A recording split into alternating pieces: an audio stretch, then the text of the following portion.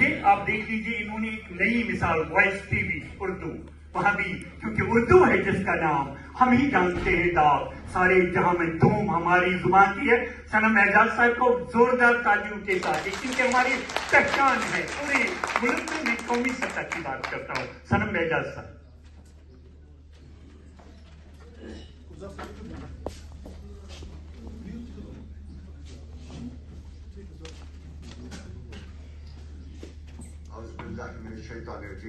बिस्मिल्लाहिर्रहमानिर्रहीम। स्टेज पे मोहम्मद अमीन खान साहब हैं, रफीक राठौर साहब हैं, प्रिंसिपल साहब हैं। यहाँ क्योंकि मेरा ताल्लुक भी कुपवारा से, ये बहुत से लोग शायद मालूम हो, और ये है इसी डिग्री कॉलेज का मैंडेट प्रोडक्ट है। 2-3 दोस्त भी मुझे यहाँ नजर आ रहे हैं। यहाँ वाजा साहब मेरे क्लास फेलो हैं, शायद इनको याद हो या ना हो, मुझे याद है। साफिन साहब आपके जर्नल साहब हैं, इन्हें अगर याद हो तो याद दिलाता चलो, मेरे क्लास फेलो हैं। फारूक साहब वहाँ से,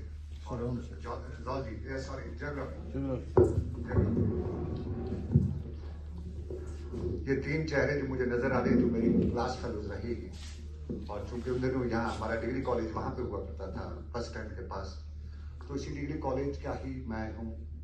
लेकिन जिंदगी की दौड़ में बहुत जब उतर जाना पड़ा, आगे दौड़ना पड़ा। ये जिंदगी का एक सफर था, और इस सफर में हिंदुस्तान के मुख्तलिफ शहरों तक भी जाना पड़ा। शायद कुछ देखने का मौका मिला इसी जिस प्रोफेशन के साथ जुड़ा हूँ। तो उसी प्रोफेशन के एक वाक़ा में पहले आपको बताता चलूँ। मैं आज तक मैं काम करता था, तो मेरे एसपी सिंह साहब थे, वो आप इस दुनिया में नहीं है, उनकी आत्मा को शांति मिले। बहुत ही डेडिकेटेड थे, और मैं जूनियर लेवल पे था, वो हमारे डायरेक्टर थे। तो एक दिन कश्मीर के रिलेटेड खबर आई थी, तो मैं क्योंकि मैं डेस्क पे था, तो खबर लिखते ही थोड़ा सा आ जाता है वो लोकल सिंपैथी, लोकल वो, तो मैं थोड़ा सा उस हमारे लीडर साहब एक थे, तो मैंने 2 अल्फाज उनकी तारीफ में बोल दिए। तो एसपी सिंह साहब ने मुझे, जैसे मेरा स्क्रिप्ट गया उनके पास, तो उन्हें जब स्क्रिप्ट देखा तो मुझे बुलाया उन्हें अपने डेस्क पे, तो कहा ये क्या है? मैंने कहा सर ये है कश्मीर का लीडर है, ये है, मैं इसे जानता हूँ। तो उन्होंने मुझे बताया कि आप एज ए जर्नलिस्ट आपकी जिम्मेदारी है कि अगर इसकी कोई गलती आप उसको उबारो, ना कि इसने जो पॉजिटिव किया है उसको, क्योंकि जो पॉजिटिव इसने किया है उसके लिए पे करता है, इसको पे कर दिया सरकार ने, और उस पे के बदले में अगर ये सही तौर पर नहीं कर पाता तो आपकी जिम्मेदारी है कि आप उस चीज को उजागर करो, ना कि आप इसके कसीदे पढ़ो, कलमार पढ़ो। यहाँ पे अमीन खान साहब जो है, इनकी तारीफ में मुझे नहीं आती, 2 अल्फाज बोल दे तो नहीं आएंगे, लेकिन कुछ वाक़ात जो हैं वो मैं ज़रूर बताना चाहूँगा। क्योंकि बहुत से लोग मुझे पिछले दिनों नाराज भी हो रहा कि मेरी टीचर कम्युनिटी हो गई, तो यहाँ तो गैलेक्सी सारी टीचर कम्युनिटी की है। पिछले दिन मुझसे नाराज भी हुए थे, वो बड़े फ़ोन वगैरह मुझे किए थे।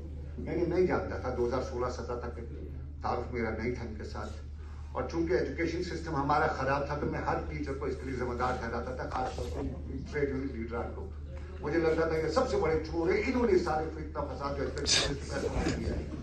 मैं सॉरी से, ये हकीकत है, मेरे शहर में था। तो रफीक राठौर साहब भी ट्रेड यूनियन लीडर रह चुके हैं, खुर्शीद आलम भी थे, कयूम वाली थे। एक बार उनकी प्रेस कॉन्फ्रेंस थी, मैं वाज द फर्स्ट पर्सन जो खड़ा हुआ और इनको बहुत कुछ किया। तो अपने फयाज साहब ने कुपवाड़ा से इनका ताल्लुक है, जो कुपवाड़ा रहने वाले, हमारा इंटरेक्शन था, कुछ इनके साथ फैमिली टर्म्स थी, तो उनके साथ जरा घुल मिल जाते थे।